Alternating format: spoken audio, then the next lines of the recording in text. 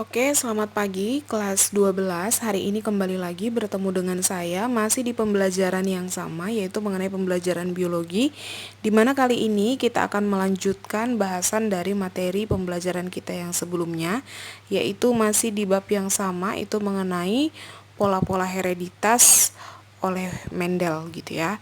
Nah, jadi di sini kita akan melanjutkan materi yang sudah kita bahas di pertemuan sebelumnya. Di pertemuan sebelumnya itu kita sudah bahas mengenai hukum Mendel yang pertama dan juga hukum Mendel yang kedua ya, segregasi dan juga asortasi. Nah, setelah itu di sini kita juga akan membahas persilangan di dalam pola hereditasnya Mendel, yaitu mengenai test cross, back cross dan juga resiprok. Nah, untuk lebih jelasnya lagi mengenai test cross, back cross dan juga resiprok ini, langsung saja saya jelaskan satu persatu. Yang pertama di sini kita akan membahas dulu itu mengenai si test cross. Nah, test cross ini apa ya? Ada tes dan juga cross. Kalau cross itu dia persilangan, tes itu mencoba ya. Berarti di sini kita itu mencoba menyilangkan gitu. Nah, jadi di sini itu menyilangkan genotip yang homozigot resesif dengan genotip lainnya. Masih ingat nggak yang mana itu homozigot resesif? Homozigot resesif itu artinya dia kalau homozigot berarti ada gen di dalam alel yang sama gitu ya. Lalu dia resesif. Resesif berarti sifat yang ditutupi. Saya langsung aja kasih contoh di sini ya. Contohnya itu adalah B kecil gitu ya. Ini adalah yang homozigot resesif. Nah, ini disilangkan dengan genotip lainnya. Nah, lainnya ini bebas ya, boleh genotip apa aja nanti yang ada di dalam soal, tergantung soalnya. Nah, nanti genotip yang dihasilkan di dalam soal itu kita harus silangkan dengan yang genotip homozigot resesif ya, dari soal itu juga. Oke. Nah, kenapa kita harus mencoba menyilangkan? Itu tujuannya untuk mengetahui genotip dari induknya atau mengetahui genotip dari individu lain di dalam soal itu. Nah, jadi gini, terkadang di soal itu dikasih tahu induknya itu hanya dalam bentuk fenotip ya, berarti kita nggak tahu apa gennya tapi kita tahu sifatnya. Contoh dia itu tinggi, ya kan? Nah, tinggi itu kan bisa jadi T besar, contoh nih ya, bisa jadi T besar, bisa jadi T besar T kecil, kan gitu. Nah, jadi kan kita nggak tahu tuh. Nah, jadi di soal dia cuman kasih tahu sifat secara fenotip, tapi dia nggak kasih tahu sifat secara genotip. Nah, oleh sebab itu untuk tahu sifat secara genotipnya itu kita perlu pakai tes cross ini. Nah, di sini nanti tujuan tes cross ini juga kita gunakan tes cross itu untuk mengetahui genotipnya itu apakah dia homozigot ataukah dia heterozigot gitu. Nah, untuk lebih dipahami lagi langsung aja kita masuk ke contoh soal. Nah, persilangan kacang berbiji bulat dengan kacang yang berbiji kisut itu menghasilkan keturunan, ternyata keturunannya itu 100% kacang yang bijinya itu bulat. Nah, di sini dia kasih tahu genotipnya yaitu B besar, B kecil.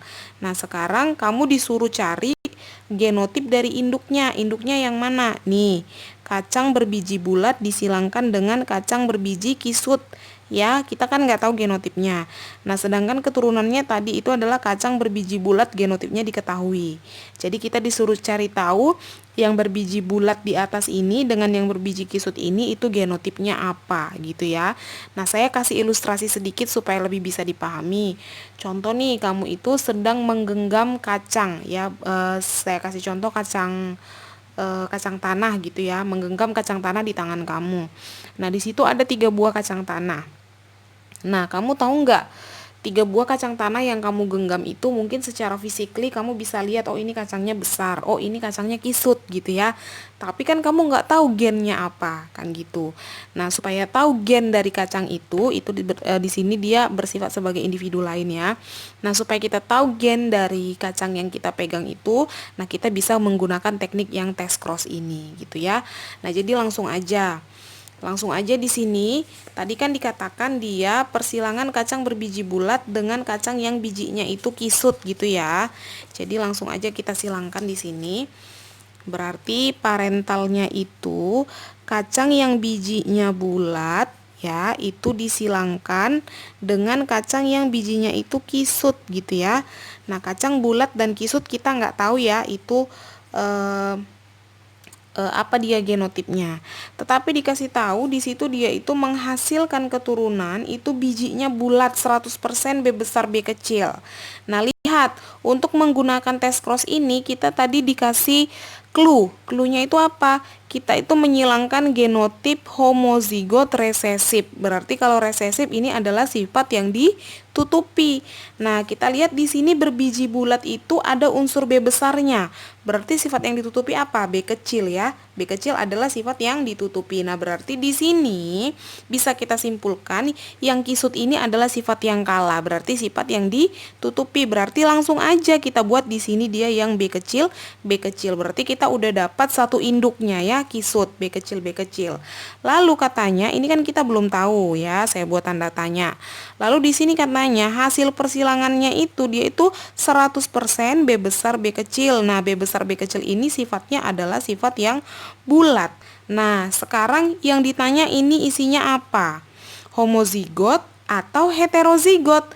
Nah, berarti kemungkinannya ada dua. Kalau tidak homozigot, yaitu dia heterozigot. Nah, yang dua itu apa-apa saja. Kalau dia homozigot berarti dia B besar ya kan. Kalau dia heterozigot berarti dia B besar B kecil.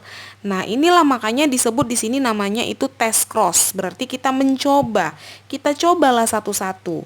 Nah, mana nanti yang hasilnya 100% B besar B kecil berarti itu adalah induk yang bulat di sini. Nah, saya rasa bisa dipahami ya. Langsung aja kita coba ya. Percobaan yang pertama kita pakai yang ini dulu ya. Parentalnya itu adalah yang bulat ini kita ibaratkan ini dia genotipnya. Berarti B besar B kecil disilangkan dengan B kecil B kecil. Nah, B besar B kecil di sini ini dia gametnya ada dua, ada B besar dan juga B kecil. Ini gametnya ada satu. Berarti langsung aja kita silangkan dari sini ke sini. Berarti hasilnya ini adalah F satunya di sini adalah B besar B kecil. Dari sini ke sini dia B kecil B kecil. Berarti ini yang ini dia itu bulat. Lalu yang ini dia itu adalah yang kisut. Nah, berarti kalau dari sini bener nggak? Masih salah ya, karena tadi hasilnya adalah 100% bulat. Saya buat di sini 100% ya, berarti semua keturunannya itu bulat. Sementara percobaan kita yang pertama, ini dia keturunannya ada 2, 1:1 ya. Di sini berarti dia 1:1, berarti masih salah, bukan ini berarti induknya. Sebenarnya kita udah langsung tahu ya, induknya pasti yang ini ya, B besar. Tapi coba, kita cobakan dulu ya, ini tadi percobaan pertama, sekarang kita masuk ke percobaan kedua. Parentalnya kita ganti jadi B besar, disilangkan dengan B kecil. Nah, hasilnya apa? Ini berarti gametnya hanya ada satu, gametnya juga hanya ada satu. Nah, dihasilkanlah keturunannya itu 100% dia 100% dia yang berbiji bulat. Nah, dari sini berarti kita sudah tahu induknya itu adalah dia yang B besar. Dapat ya jawabannya? Dapat. Itu dia kalau untuk yang tes cross. Nah, saya rasa sudah dipahami untuk yang tes cross. Selanjutnya di sini kita akan bahas yang kedua itu mengenai yang back cross. Nah, back cross ini apa? Ini kita itu kegiatannya menyilangkan keturunan F1 dengan induk yang homozigot. Ingat ada kata homo. Berarti dia sama ya alelnya. Bisa kalau saya ibaratkan alelnya itu A, berarti dia bisa A besar, bisa juga A kecil. Pokoknya dia sama ya. Nah, tapi di sini disebut menyilangkan keturunan F1 dengan induk homozigot yang dominan. Berarti kalau tadi A, dia itu A besar atau induk yang homozigot resesif. Berarti kalau saya langsung kasih contoh aja ya, di sini A besar atau A kecil. Jadi boleh pilih salah satu. Nah, untuk apa kita lakukan back cross ini? Sebelum ke tujuan, ini back cross. Back itu kembali, cross itu persilangan. Berarti kita itu menyilangkan kembali keturunan F1 dengan induknya. Jadi anaknya itu disilangkan lagi dengan induknya. Nah, kenapa ya harus disilangkan dengan induknya? Tujuannya itu untuk mencari atau mendapatkan keturunan galur murni lagi. Nah, galur murni itu artinya apa? Itu adalah yang dia homozigot. Homozigot tadi bisa A besar, bisa A kecil gitu ya. Nah, untuk apa ini kita cari galur murni? Nah, jadi biasanya ini tes yang back cross ini itu digunakan di dalam dunia genetika ataupun bisa juga di dalam dunia pertanian. Nah, jadi ketika melakukan persilangan antara tanaman yang satu dengan tanaman yang lain, ada kalanya kita itu membutuhkan tanaman yang masih versi aslinya, berarti masih galur murninya gitu. Nah, gimana caranya setelah kita dapat keturunan? Kita udah ada hasilnya keturunannya, tapi kita mau hasil keturunan berikutnya itu seperti induknya yang pertama gitu. Nah, kalau kita mau hasil yang seperti itu, maka kita gunakan teknik yang back cross. Nah, untuk lebih memahaminya lagi, langsung aja masuk ke contoh soal. Diketahui perkawinan tikus hitam dengan tikus putih menghasilkan keturunan F1 100% tikusnya itu hitam. Dikasih tahu juga di sini genotipnya itu adalah H besar H kecil. Lakukan persilangan untuk menghasilkan tanaman galur murni yang homozigot. Jadi kalau kamu nanti ketemu kata-kata galur murni seperti ini, berarti kamu diminta untuk melakukan persilangan secara back cross ya. Nah, tapi kalau tadi kamu diminta untuk cari tahu apakah induknya itu homozigot atau heterozigot gitu, berarti dia itu persilangannya secara test cross gitu ya. Nah, langsung aja untuk menyelesaikan soal ini, berarti tadi diketahui perkawinan tikus hitam ya. Langsung aja di sini parentalnya. Nah, parentalnya itu adalah tikus hitam. Tikus yang hitam itu dikawinkan dengan tikus yang putih. Ya kan, tikus putih. Nah, hasilnya itu dikasih tahu dia 100% adalah tikus hitam. Berarti di sini hasil perkawinannya ini 100% tikus berwarna hitam. Nah, yang ditanya gimana caranya? Nah, sebentar. Hitamnya itu dikasih tahu dia H besar H kecil di soal. Berarti di sini kita langsung aja buat H besar H kecil. Ini kan heterozigot ya kan? Nah, kalau di soal kamu tadi dia minta persilangan untuk menghasilkan tanaman galur murni, berarti dia mau sifat yang dominan tadi. Bukan hanya dominan sih, bisa juga resesif. Pokoknya dia sifat yang homozigot ya kan? Sementara kan dihasilkan di sini dia yang heterozigot. Nah, di sini mereka itu mau supaya dihasilkan tanaman yang homozigot. Nah, berarti kita harus kawinkan tadi dengan induknya. Induknya itu boleh yang homozigot dominan, boleh yang homozigot resesif ya. Berarti langsung aja. Di sini juga kita mengandai-andai nih. Nah, tikus hitam 100% tikusnya itu warna hitam, muncul sifat yang hitam. Lalu di sini ditunjukkan genotipnya seperti ini. Sama seperti yang di tes cross tadi, berarti yang H besar menutupi sifat yang H kecil. Ya, di sini kita bicara dominan, ya kan? Maksud saya homozigot nih, homozigot. Ini ada homozigot, di sini ada homozigot. Berarti dua-duanya nih homozigot. Ya kan? Berarti yang ini dia H kecil, yang ini dia H besar. Coba kita buktikan benar nggak hasilnya nih. Berarti ini gametnya apa nih? H besar ya. Ini gametnya H kecil. Setelah disilangkan ternyata benar hasilnya ini. Ya kan? Nah, lalu dia minta di sini supaya kamu itu menghasilkan galur murni yang homozigot, sementara hasilnya di sini kan yang heterozigot. Dia mau yang galur murni, berarti kita harus silangkan. Nah, back cross. Menyilangkan keturunan F1 dengan individu homozigot dominan atau individu homozigot resesif. Boleh ke sini, boleh ke sini, tergantung apa kebutuhannya. Nah, kalau nanti di dalam kebutuhan persilangan itu ternyata si peneliti itu membutuhkan tikus yang warna hitam yang homozigot, berarti yang dibutuhkan yang ini, ya kan? Berarti kita harus menyilangkan dengan yang ini. Tetapi kalau di dalam penelitiannya itu dia itu membutuhkan tikus yang warna putih yang homozigot, berarti kita silangkan dengan yang ini sesuai kebutuhan ya. Jadi kita buat satu persatu contoh nih penelitian ini, si penelitinya itu mau menghasilkan tikus yang warnanya hitam homozigot gitu. Berarti dia parentalnya, percobaan pertama back crossnya itu parentalnya itu adalah ini induk F1 ya, ini F1 berarti F1 disilangkan dengan induk yang homozigot ya. Saya buat di sini homozigot, berarti F1-nya itu H besar H kecil. Kita silangkan dengan yang ini ya, karena tadi dia penelitinya mau yang tikus warna hitam. Berarti H besar H besar gitu. Nah, ambillah ini gametnya. Gametnya apa? Ada dua nih ya, H besar sama H kecil. Di sini gametnya hanya ada satu. Nah, berarti hasilnya H besar H besar.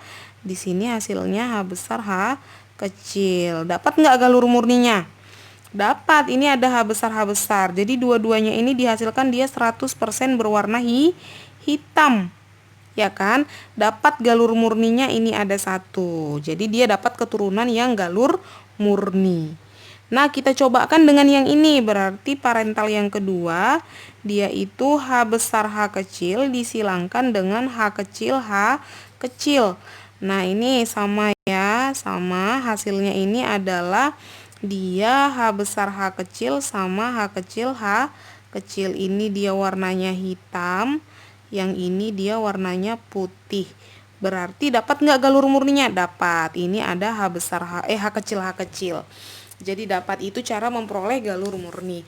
Itu dia untuk penjelasan mengenai si back cross ya. Lalu selanjutnya yang terakhir ini mengenai resiprok.